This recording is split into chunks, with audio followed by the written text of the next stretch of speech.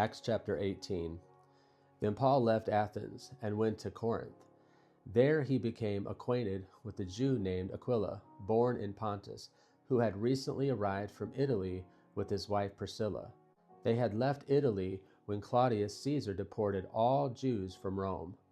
Paul lived and worked with them, for they were tent makers just as he was. Each Sabbath found Paul at the synagogue, trying to convince the Jews and Greeks alike.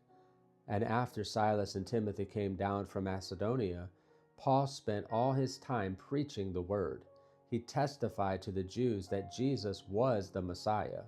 But when they opposed and insulted him, Paul shook the dust from his clothes and said, "Your blood is upon your own heads.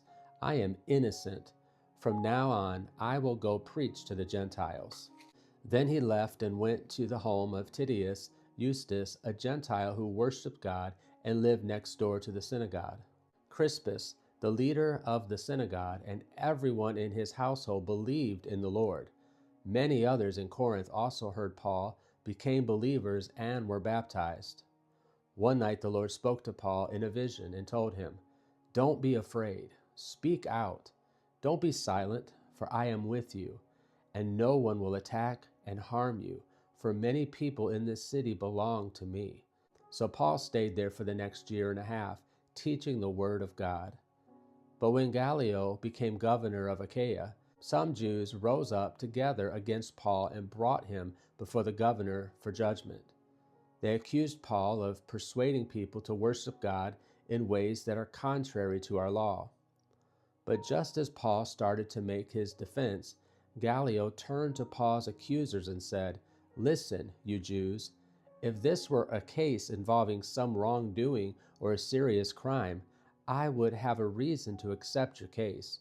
But since it is merely a question of words and names and your Jewish law, take care of it yourselves. I refuse to judge such matters." And he threw them out of the courtroom. The crowd then grabbed Sosthenes, the leader of the synagogue, and beat him right there in the courtroom, but Gallio paid no attention. Paul stayed in Corinth for some time after that, then said goodbye to the brothers and sisters and went to nearby Centria. There he shaved his head according to Jewish custom, marking the end of a vow.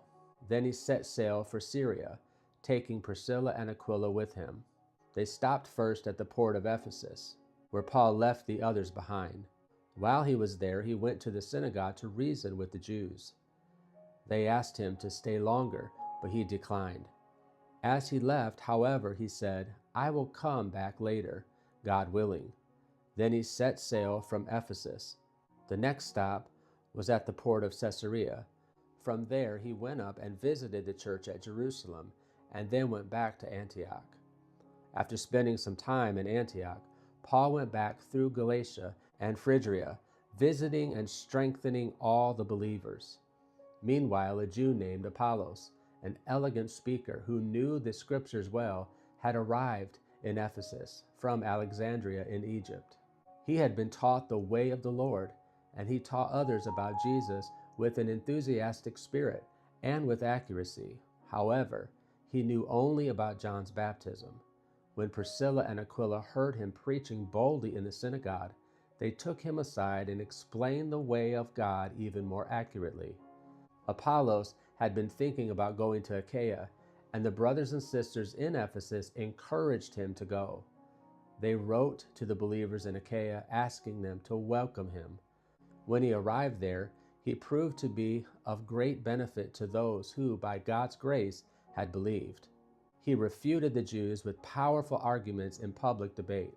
Using the scriptures, he explained to them that Jesus was the Messiah.